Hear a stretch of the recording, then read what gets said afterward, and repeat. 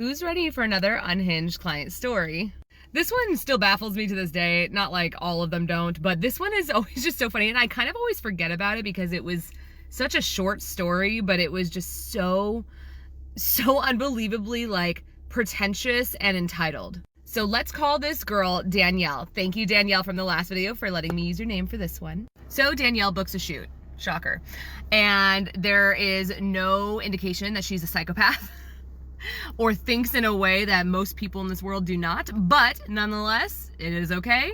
It creates for a hilarious story. So for those of you who don't know, Amy and I tend to, so Amy is my sister / studio manager. Amy and I tend to get to the studio about an hour and a half before clients. Today, for whatever reason, not today, but like this day that Danielle had her shoot booked, we actually showed up only an hour early.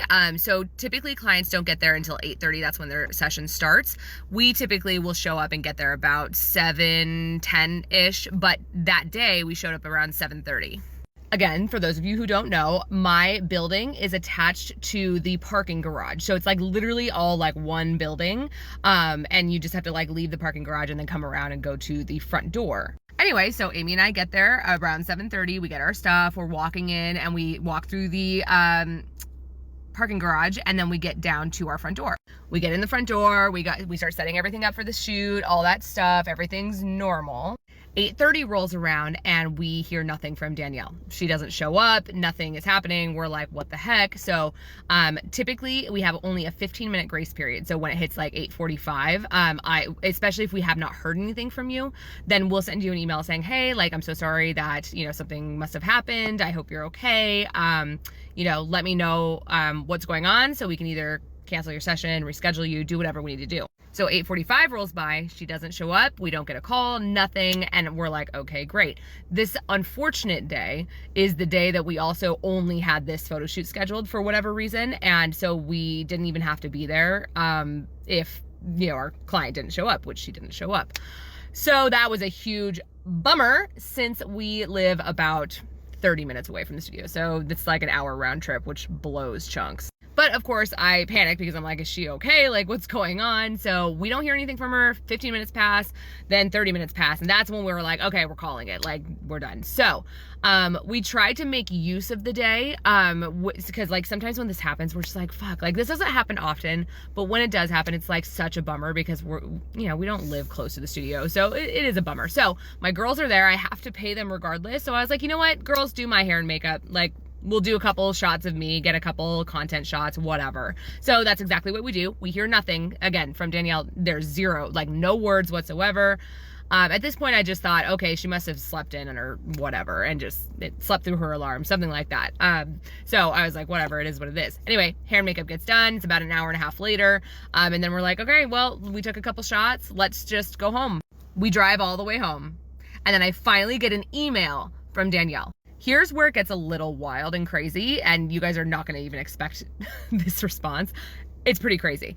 But she literally responds to me in an email and says, hi, Alyssa, I just wanted to take the time to send this email because I thought maybe you were worried about me or whatever, which is funny because the email that she's responding to was my email saying, hey, we're really worried about you. So yes, of course we were worried about you. She goes on in the email to say, so I got here really early and I was in the parking garage when I saw you and your sister step out of your car and walk to the studio. And that's when I decided that I'm not going to do this photo shoot with you guys. She then continues to say, because you have a Lexus and I would have figured that you were of a much higher caliber photographer, so I'm really disappointed that you only drive a Lexus. I drive a Lexus. That's not even like, it's not like the most expensive Lexus in the world. I drive a Lexus. But I'm sitting here going, what? You saw us and decided not only not to show up, but you decided not to let us know that you're not showing up. Even though you were here, when you watched me get out of my car, it was 7:30. So that was an hour before you were supposed to arrive. You literally decided just not to message us and let us just sit there after we've messaged you, called you, all that stuff over my car? Over my car? I'm sorry, what? So I was like beyond baffled. And I emailed back and I said, I'm sorry, what about my car is the reason you didn't show up for your session? And she said, well, I would have thought that you would have had something like a Maserati or like a really nice car, something that was really expensive. That way, like, you know, your presence, she said something like your presence on social media would have made sense. You have a lot of followers. I'm just really confused as to why you're not a high caliber photographer.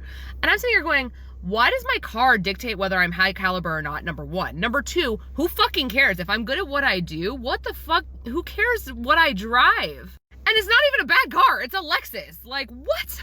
Anyway, I was baffled. I was like, how stinking shallow. I'm trying to be very nice here. How stinking shallow can you be?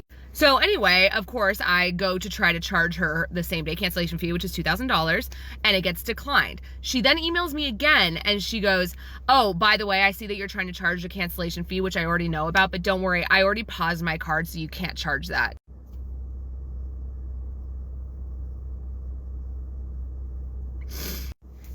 First of all, first mistake, she said that she paused her card. So of course I was like, okay, I'll wait till tomorrow, then I'll charge it then, which is exactly what I did.